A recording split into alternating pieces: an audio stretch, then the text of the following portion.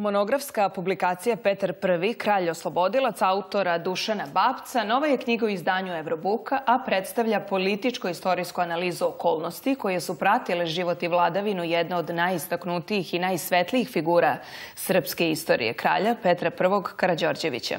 Autor monografije, Dušan Babac, ovoga jutra moj je gost. Dobro jutro i dobro mi došli. Dobro jutro, hvala na pozivu. Knjiga Petar I, kralj oslobodilac je dvojezično luksuzno izdanje na više od 360 strana, obogaćeno sa više od 300 fotografija i dokumenata i kao takvo predstavlja jedno vrlo vredno istorijsko monografsko književno delo. Koliko dugo ste radili na stvaranju ovakve monografije?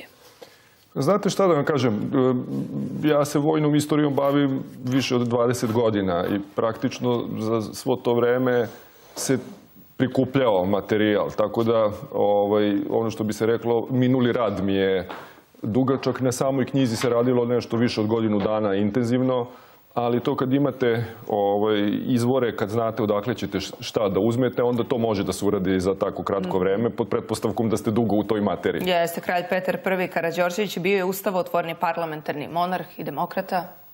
Jeste, ove godine je inače 175 godina od njegovog rođenja.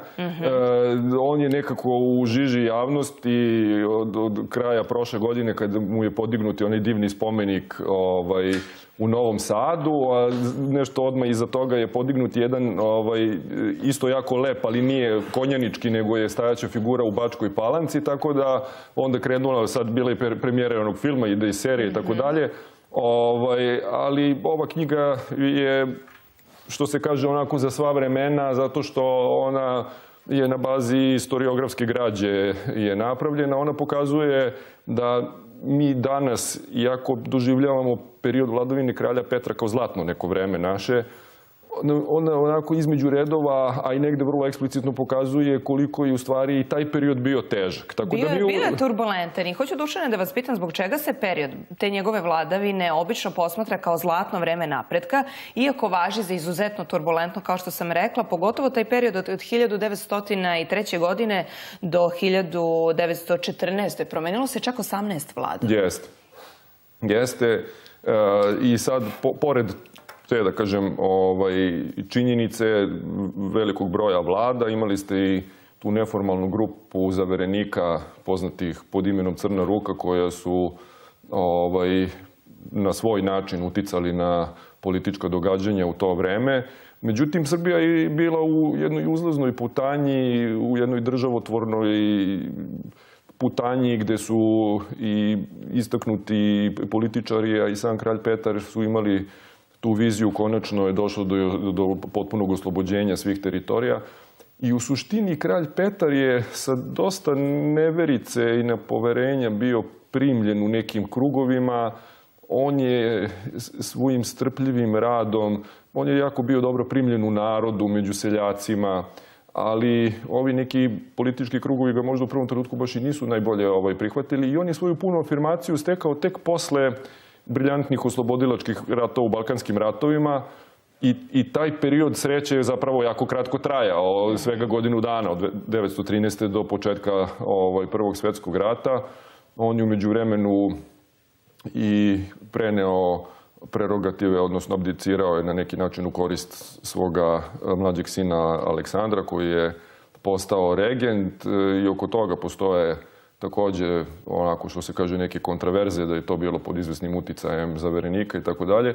Znači, on je svojom strpljivošću i marljivošću i nije čudo što je on danas upamćen posle toliko godina kao kralj oslobodilac. I to nije samo zbog činjenice da je on oslobodio porobljene delove Srbije, staru Srbiju, Kosovo i Metohiju. On je istinski bio čovek slobodouman, tako je vaspitavan od najranijeg detinjstva. On je detinjstvo i ranu mladost proveo u Švajcarskoj i Francuskoj, koje su to vreme bile zaista demokratske zemlje. On je preveo Johna Stuarta Milla, sam je napisao predgovor za to izdanje. Tako da njemu je sloboda bila ključna reč njegovog života i njegove vladavine. On je izjavio za sebe da je izuzetno ponosan što je jedini evropski monarh koji je izabran u Skupštini. On je u svakom trenutku bio spreman i da ponudi, da tako kažem, ostavku na svoju funkciju ukoliko je to volja naroda. Tako da je on bio jedan pravi demokratski vođa. On je bio, znači u to vreme, kao što ste i sami rekli, vlade su se smenjivale, parlament je bio takav kakav je bio. Kad vi pročitate njegovo mišljenje o stanju u Skupštini u to vreme, neposredno pred izbijanje Prvog svjetskog rata, to je jedna ni malo lepa i laka slika. I vi vidite da smo mi zapravo u kontinuitetu, u nekim teškim vremenima, ali on je imao taj jedan liberalan i slobodarski duh u svojoj ličnosti i zasluženo je po tome.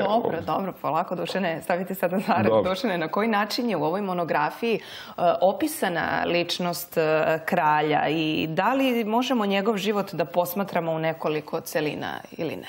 Kako da ne? Naravno, to je detinjstvo provedeno u Beogradu. On je, kada je njegov otac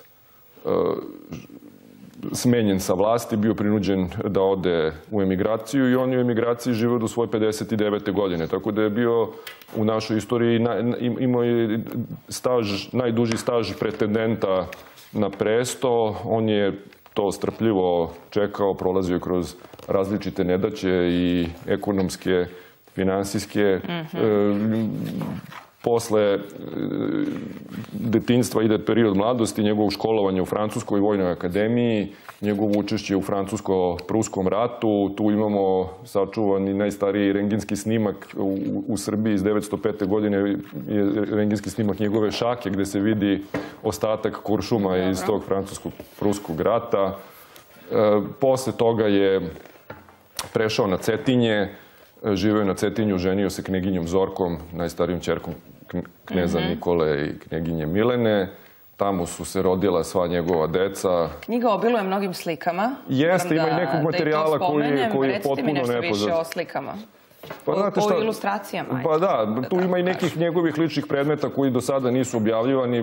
Meni su, recimo, izuzetno drage venčane krune kneza Petra i knjeginje Zorke koje se čuvaju u riznici Cetinskog manastira. Tu je i jedan porculanski tanjir sa njegovim porodičnim grbom iz perioda života na Cetinju koji je umeđu vremenu nabavio Istorijski muzej Srbije. I tako hoću da kažem da je za potrebe ove knjige su korišćeni fotografije iz mnogih muzeja naših, ali i iz privatnih kolekcija. Tako da taj fond od preko 330 ilustracija, zaista portreti iz svih naših eminentnih ustanova iz Narodnog muzeja, Istorijskog muzeja, Narodnog muzeja u Zrenjaninu. Tu su i neke slike iz privatnih kolekcija. Jedna je došla čak iz Zagreba, Vladimira Becića, koja nikada kod nas nije publikovana. Tako da ima tu dosta nekog novog materijala. Mi ćemo jednu knjigu ovoga jutra i pokloniti najbržem gledalcu koji se bude javio na naš broj telefona, koji će biti ispisan na dnu ekrana. I evo, Dušane, polako da zaključujemo naše gostovanje i recite mi, kralj Petar I. Karađorđević vladao je pre više od 100 godina, ali po čemu on sve danas može da nam bude inspiracija? Njegova demokratičnost, odsustvo uzurpacije vlasti, kako bih rekao, njegova lična skromnost, to su neki ideali koji su večiti. Nikada neće biti demode i mislim da uvek može da bude dobar uzor. Da. Hvala vam veliko što ste izdvojili vreme i ovoga jutra bili moj gost. Hvala vam. Hvala.